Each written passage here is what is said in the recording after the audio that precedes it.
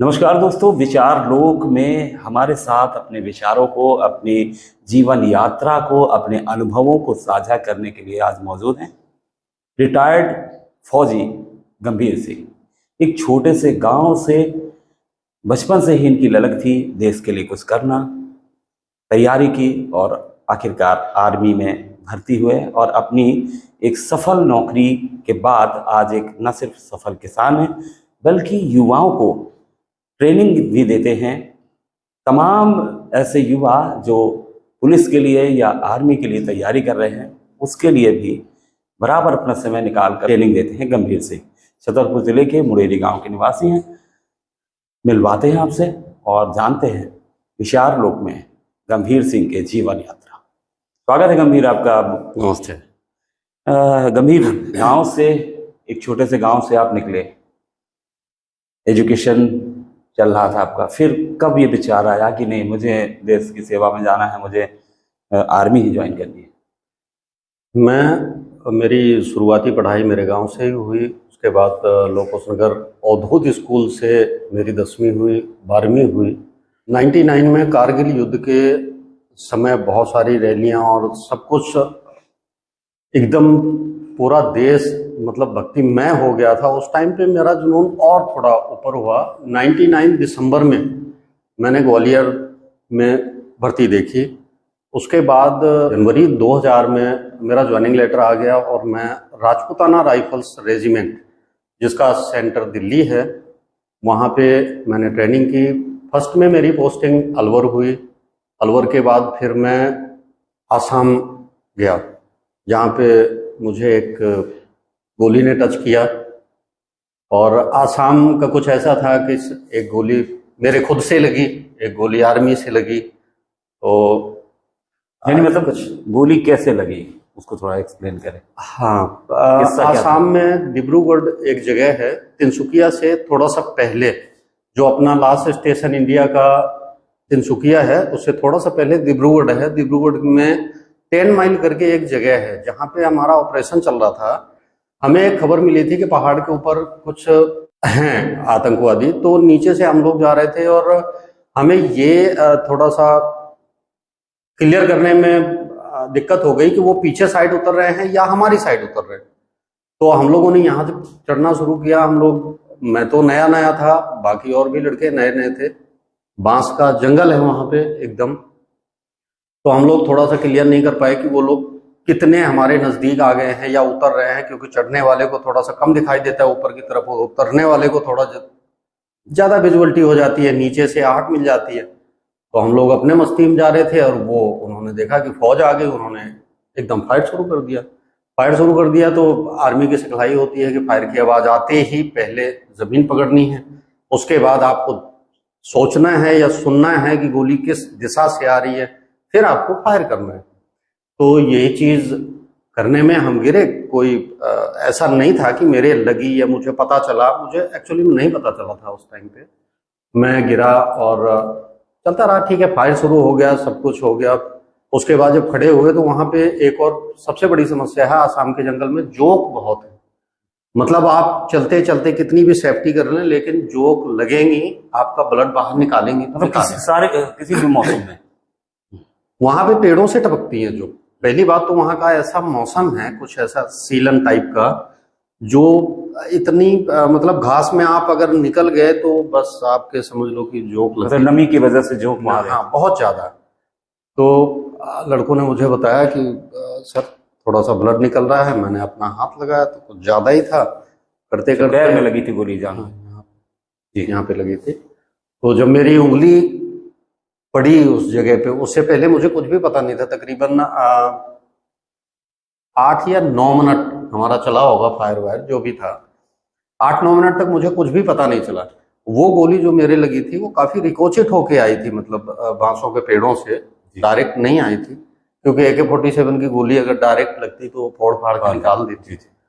तो जब उंगली मेरी गई तो एकदम भयंकर दर्द हुआ उस टाइम पे। फिर पता चला अरे गोली लग गई। तो हम भी नए नए थे, तो 3-4 साल नौकरी थी, पहली बार फायर के नीचे दबे थे। तो फायर किया था, दुश्मन से पहला मुकाबला था।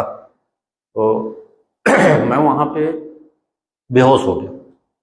जैसे वो दर्द हुआ, जैसे ही जाना हाँ की गोली लगी। बस बस बस उसी टाइम पे मैं बेहोश हो गया। और जब मुझे होश आया तो मैं दिल्ली हॉस्पिटल पे, आसाम से मैं दिल्ली कैसे पहुंचा, जब मुझे होश आया तो मैंने देखा, मैंने कहा ये तो आसाम है नहीं। तो वहां पे डॉक्टर खड़े थे, मेरे ब्लड दुनिया भर का चल रहा था। तो मैंने पूछा उनसे, मैंने कहा सर कहाँ हूँ? बोले फौजी ठीक ठाक है, जवान बोलते हैं वहाँ हमारे आर्मी के डॉक्टर। बोले जवान कैसा है? मैंने कहा ठीक हूँ, लेकिन मैं कहाँ पे हूँ?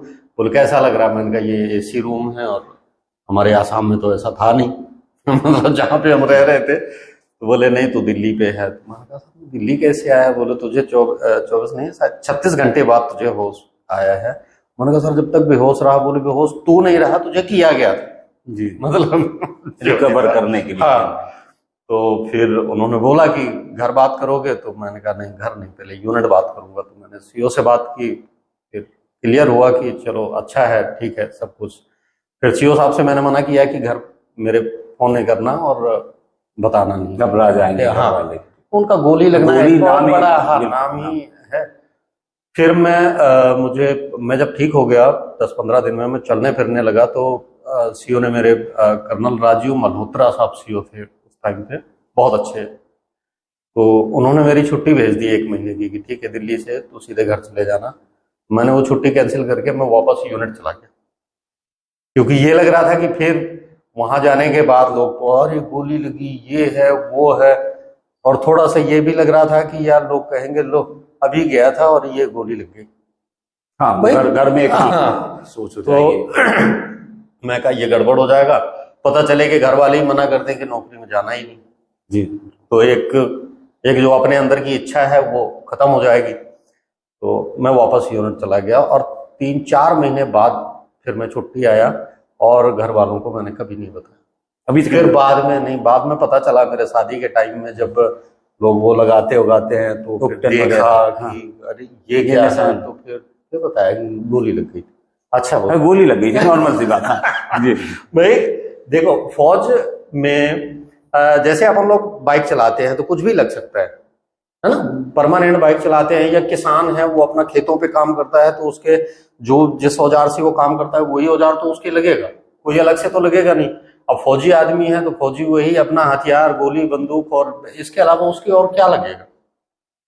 कुछ भी नहीं लगेगा। जैसे मुझे याद है मेरे हाथ से जब यही घर में ही मेरे गोली लगी थी, मेरी ये पैर की फिंगर उड़ी, चौक का फंक्शन था, हम साथ में थे वहीं, बिल्कुल बबलू सिंह के। तो मेरे गोली लगी और शायद वहां पे किसी को पता भी नहीं चला था कि मेरे कब लगी और कब मैं पैदल चल के घर आ गया। और जब मुझे भाई साहब लोग मेरे ले गए वहां पे कानपुर डॉक्टर PM कदरे के पास, तो उनको पता चला कि गोली लगी है। तो उन्होंने पूछा था डॉक्टर भाई साहब से कि कैसे लगी? तो उन्होंने बताया था कि इससे खुद से लगी है। तो बोले ये क्या करता है? तो उन्होंने बताया कि ये फौज में। अरे बोले बहुत अच्छा बोला था उन्होंने कि असवार ही गिरा करते हैं जंगे मैदान में, असवार ही गिरा करते हैं जंगे मैदान में। मुझे अभी वो आधा याद है कि वो क्या करेंगे जो घुटनों के बल चले। हाँ, ऐसा कुछ उन्होंने पूरा बोला था। बोले यार गिरते हैं सवार ही मैदान जंग में, वो क्या गिरेंगे जो कि घुटनों के बल चले। हाँ, तो उनको थोड़ा सा मुझे याद है, बोला है यार हथियार से खेलने वाला आदमी तो गोली ही लगेगी इसके, और क्या कोई कंकड़ पत्थर लगेगा। बिल्कुल। और उन्होंने 5-7 दिन में मेरी फिंगर भी फिट करके और मुझे चला दिया था। उसके बाद आसाम के बाद फिर मैं कोर्स में चला गया। मैं कोर्स में अच्छे ग्रेडिंग लाया, तो इसी के चलते मुझे रिकमेंडेड किया गया विदेश के लिए। तो फिर मैं विदेश गया 2006 में। वो भी एक काफ़ी अच्छी विडम्बना थी। यहाँ मेरी शादी थी और वहाँ में मुझे विदेश जाना था, तो शायद मैं विदा करा के घर ही आया था, अगले दिन ही फिर मैं विदेश चला गया था। और 1 साल बाद वहां से लौटा था, तब मुझे पता चला था कि मेरी शादी हो चुकी है। हाँ, शादी विदा करा के लाया था और अगले दिन अपना बैग उठा के चल देना एक काफी अच्छा अनुभव था वो भी। और फिर मैं विदेश गया, विदेश से वापस आया तो 2007-08।